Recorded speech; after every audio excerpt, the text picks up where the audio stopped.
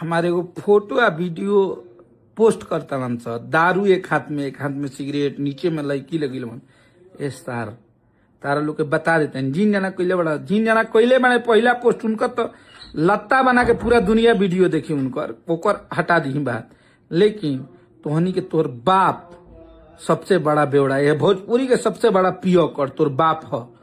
आ तू अपना बाप से पूछ लिए कि मान स्वाभिमान खाती कबो हारले नहीं खी जा, कबो ना अभियो कहता नहीं अभियो ना हारब जा। तोहनी के ज्यादा अगर अकड़ होई तो जौन करे के बनू कल तोर बाप जाके एगो लत्ता के मरले नहीं जा। हमारा ब्यास के बच्ची के बारे में गाना गौले रहे, लाइव में मरले नहीं जा, ठीक बा। तोर बाप जाके पूरा बक्सर जिला पैरवी कैले रहे। रुक जो आई बबुआन इहे मरले रहे आ रोक लिया सन, जरा के मारे कम जा ओकरो को रोक लिया सन कि मत मारास। तो तोहनी के समझा देता नहीं अभियो एगो बात कि तोहनी के ताकत हुई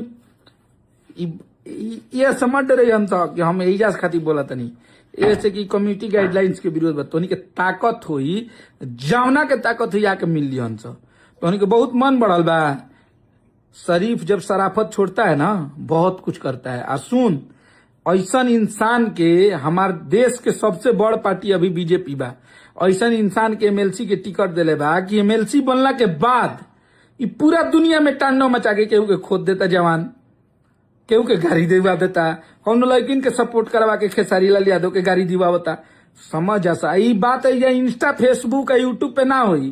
काल से तोहनी के बाप के लड़ाई ट्विटर पर हमनी के करब जा। ट्वीट हम करे वाला बानी नरेंद्र मोदी जी के, अमित शाह जी के, नितिन नवीन जी के, पूरा दुनिया के ऐसा एमएलसी के आप लोग एमएलसी पद दिए हैं जो किसी का गरिमा नहीं जानता है, जो अपने गोद में बैठाता है जिस लड़के को, वो पूरी दुनिया को मां बहन की गाली दे रहा है। उसके साथ 3 लाख फोटो, वीडियो, ऑडियो सब हम लोग के पास है।